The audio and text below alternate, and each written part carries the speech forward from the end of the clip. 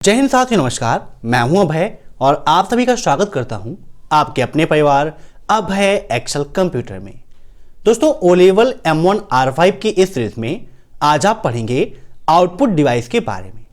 Output device आपके लिए काफ़ी इंपॉर्टेंट है क्योंकि एग्जाम में प्रिंटर के बारे में, प्लॉटर के बारे में काफ़ी सारे क्वेश्चंस पूछ जाते हैं। तो इस वीडियो को लास्ट तक आप जरूर देखिएगा और टाइम वेस्ट ना करते हुए चलिए शुरू करते हैं आज की क्लास, क्योंकि सीधी बात नो बकवास, यही है अभय एक्सेल की class. Let's begin in this topic.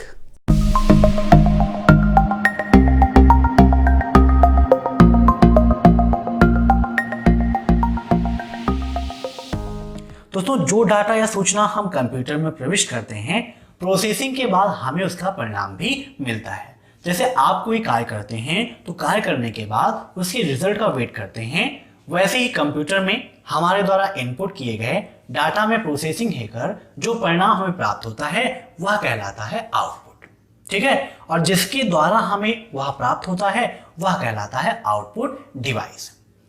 तो चलिए यहाँ पर देख लेते हैं, कंप्यूटर आउटपुट को दो भागों में बांटा गया है। कौन कौन से? सॉफ्ट कॉपी आउटपुट और हार्ड कॉपी आउटपुट। सबसे पहले हम बात करते हैं सॉफ्ट कॉपी आउटपुट की।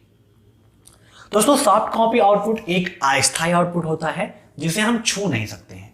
जैसे अभी आप मॉनिटर पर अपनी स्क्रीन पर आप देख रहे हैं, अभी जैसे मैं मॉनिटर पर देख रहा हूं, आप अपनी स्क्रीन पर देख रहे हैं, तो इसमें क्या है कि मैं चाहूं तो इसमें चेंजिंग कर सकता हूं, लेकिन इसको मैं टच नहीं कर सकता हूं। ठीक है, यहां पर जो भी आप चाहें आसानी से चेंजिंग कर सकते हैं।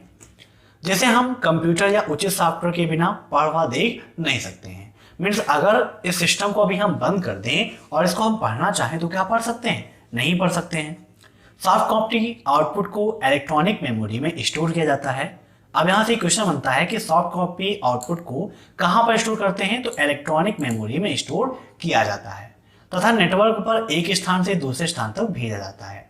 अगर आप भेजना चाहें तो सेंड भी कर सकते हैं। सॉफ्ट कॉपी आउटपुट में परिवर्तन करना आसान नहीं होता है। इसमें कागज, स्याही की बचत होती है। उदाहरण मॉनिटर या स्पीकर। ठीक है, जैसे आप स्पीकर लगाए हैं, उससे आप सॉन्ग सुन रहे हैं, तो क्या है कि उसमें ना ही कागज ना ही स्याही, इन सभी चीजों की बचत होती है। या मॉनिटर पे भी जो आप देख रहे हैं या मोबाइल में आप पीडीएफ की तरह पढ़ाई करते हैं, तो वो सभी क्या है? सॉफ्ट कॉपी आउटपुट के उदाहरण हैं, जिसमें ना तो आप आसानी से चेंजिंग कर सकते हो और ना ही उसमें आपका कोई खर्च आता है अलग से कागज और स्याही का। इसके जस्ट अपोजिट होता है आपका हार्ड कॉपी आउटपुट। यह कागज पर प्रस्तुत स्थायी परिणाम होता है जिसे हम छू सकते हैं और इसको कंप्यूटर सॉफ्टवेयर के बिना भी देख सकते हैं। कोई भी कागज है, उसमें जो भी प्रिंटेड है उसे हम अपनी नग्न आंखों से देख सकते हैं। इसमें परिवर्तन करना भी आसान नहीं होता है। अब जो प्रिंट आ गया वही प्रिंट रहेगा। अगर चेंजिंग करके चाहिए तो उसके लिए दूसरा प्रिंट की आवश्यकता हमें होती है। उदाहरण के तौर पर देखें तो हार्ड कॉपी आउटपुट डिवाइसेस में प्रिंटर और प्लॉटर द्वारा जो भी परिणाम मिलता है वो हार्ड कॉपी आउटपुट कहलाता है। अब आउटपुट डिवाइस में हम देखते हैं मॉनिटर के बारे में। यहां पर आप देख रहे हैं मॉनिटर का फिगर। तो यह सॉफ्ट कॉपी प्रदान करने वाला एक लोकप्रिय आउटपुट डिवाइस है। मींस मॉनिटर के द्वारा जो भी परिणाम मिलता है वह आपका सॉफ्ट कॉपी आउटपुट ही होता है, जो डाटा या सूचना पर प्रोसेस करके हमें परिणाम प्रदान करता है। यहां पर देख सकते हैं आपके सामने मॉनिटर्स हैं, काफी प्यारे लग रहे हैं। आप मॉनिटर का वर्गीकरण देखें तो कलर के आधार पर मॉनिटर 3 प्रकार के होते हैं। ठीक है, मीन्स कलर के आधार पर बांटा गया। कौन कौन से? Monochrome monitor, grey scale monitor और कलर मॉनिटर। सबसे पहले बात करते हैं मोनोक्रोम मॉनिटर के बारे में। तो मोनोक्रोम मॉनिटर 2 रंग में डिस्प्ले प्रदर्शित करता है। एग्जाम में क्वेश्चन में पूछा जाता है कि मोनोक्रोम मॉनिटर कितने रंग में डिस्प्ले प्रदर्शित कर सकता है? तो कितने में? 2 रंग में। मॉनिटर की पृष्ठभूमि में एक रंग होता है और जो सामने दिखने वाले ऑब्जेक्ट का रंग होता है वह दूसरा होता है। इस प्रकार से 2 रंग होते हैं। फिर बात आती है ग्रे स्केल मॉनिटर की। तो यह मोनोक्रोम मॉनिटर का ही एक रूप है जिसमें काले और सफेद रंगों के मिश्रण से कई सेट प्रदर्शित किए जाते हैं। ठीक है, मीन्स ये ब्लैक एंड व्हाइट होता है। फिर बात आती है कलर मॉनिटर की। तो कलर मॉनिटर में 3 मूल रंग लाल, हरा और नीला, इन तीनों का प्रयोग होता है। इसे RGB मॉनिटर भी कहते हैं। ठीक है, RGB means red, green and blue. तो नोट कर लीजिएगा, कलर मॉनिटर को हम RGB मॉनिटर भी कहते हैं।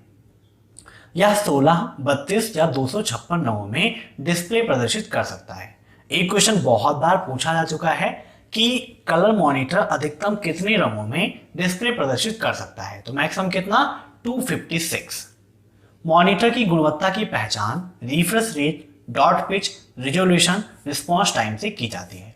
ट्रिपल सी में बहुत ज्यादा क्वेश्चन पूछा जाता है कि मॉनिटर की गुणवत्ता की पहचान किससे की जाती है, तो refresh rate, dot pitch, resolution and response time से। ठीक है, अब इसके बाद बात आती है प्रिंटर की। दोस्तों आपने बहुत सारे प्रिंटर्स देखे होंगे, एचपी का, एप्सन का, बहुत सारे अलग अलग कंपनीज के प्रिंटर आते हैं। ठीक है, तो प्रिंटर एक मशीन है जो कंप्यूटर स्क्रीन पर प्रदर्शित आउटपुट को कागज पर प्रिंट करता है। ठीक है, जैसे यहाँ पर स्क्रीन पर दिख रहा है, अगर इसका मुझे प्रिंट आउट निकालना है, मुझे एक कागज के रूप में चाहिए, तो उसके लिए प्रिंटर की आवश्यकता होती है।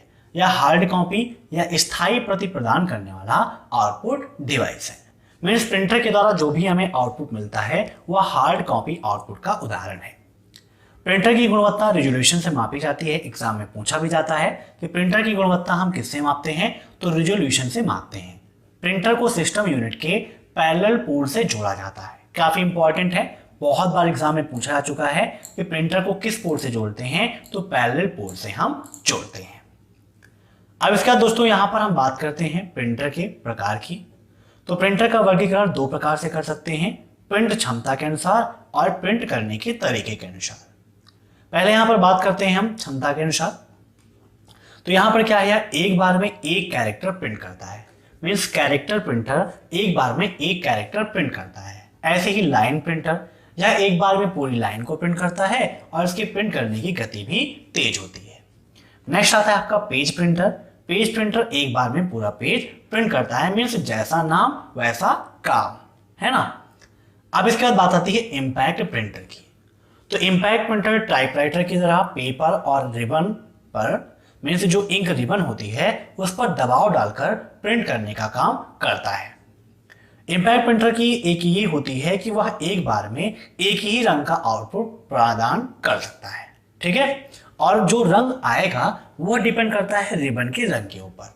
अगर रिबन का रंग ब्लैक है तो ब्लैक आएगा, ब्लू है तो ब्लू आएगा। मीन्स जैसा रंग होगा वैसा ही आएगा।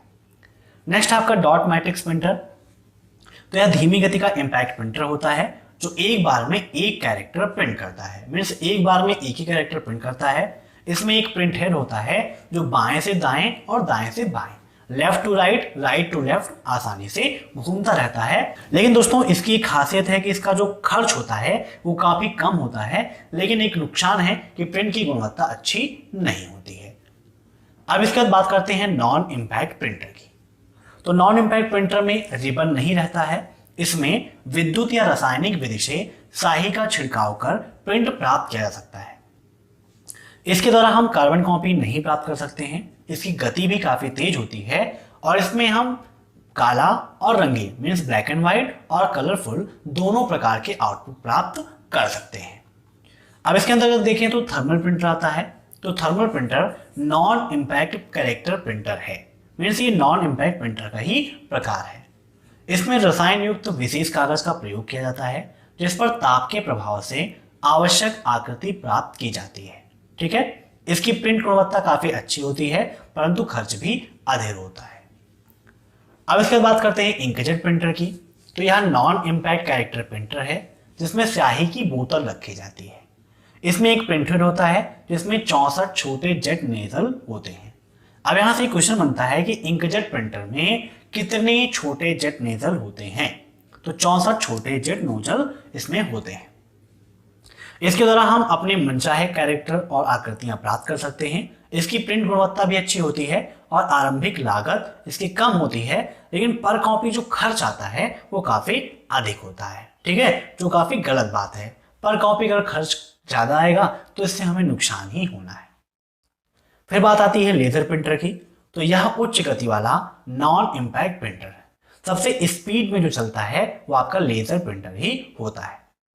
इसमें सेमीकंडक्टर लेजर बीम, प्रकाशीय ड्रम तथा आवेशित स्याही टोनर का प्रयोग किया जाता है। क्वेश्चन भी आता है कि लेजर प्रिंटर में किसका प्रयोग होता है। तो सेमीकंडक्टर लेजर बीम, प्रकाशीय ड्रम और आवेशित स्याही टोनर का प्रयोग किया जाता है।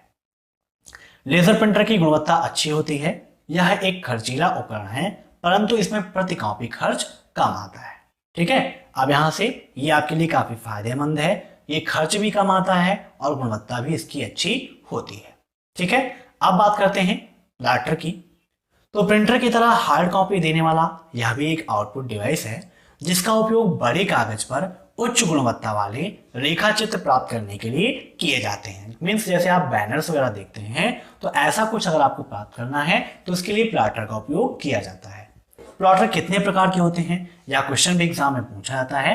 तो प्लॉटर दो प्रकार के होते हैं, ड्रम प्लॉटर और समतल प्लॉटर। ठीक है दोस्तों, अगर आपने प्रीवियस क्लासेस को अटेंड नहीं किया है, प्रीवियस क्लासेस में मैंने आपके साथ डिस्कस किया था इनपुट डिवाइस के बारे में। इनपुट डिवाइस आपके लिए काफी इंपॉर्टेंट है, आप उसे जरूर देखिएगा। इसके अलावा प्रीवियस और भी जो क्लासेस हैं उसकी लिंक मैंने आपको डिस्क्रिप्शन में दे रखी है, वहां से आप जरूर देख लीजिएगा। इसके अलावा दोस्तों, अगर आप कंप्यूटर प्रोग्रामिंग सीखना चाहते हैं तो उसके लिए हमारा दूसरा चैनल है, जिसकी लिंक मैंने आपको डिस्क्रिप्शन में दी है, वहां से आप उसे जरूर विजिट करिए और उसे सब्सक्राइब जरूर करिए। तो आज की क्लास में बस इतना ही। मैं आशा करता हूं कि आपको यह क्लास पसंद आई होगी। अगर आपको यह क्लास पसंद आई है तो वीडियो को लाइक जरूर करिएगा। साथ ही साथ चैनल पर नए हैं तो चैनल को सब्सक्राइब करके बेल आइकन को प्रेस कर लीजिए, ताकि टाइम टू टाइम आपको ये सब कुछ मिलता रहे जो भी चैनल पर अपडेट होता है।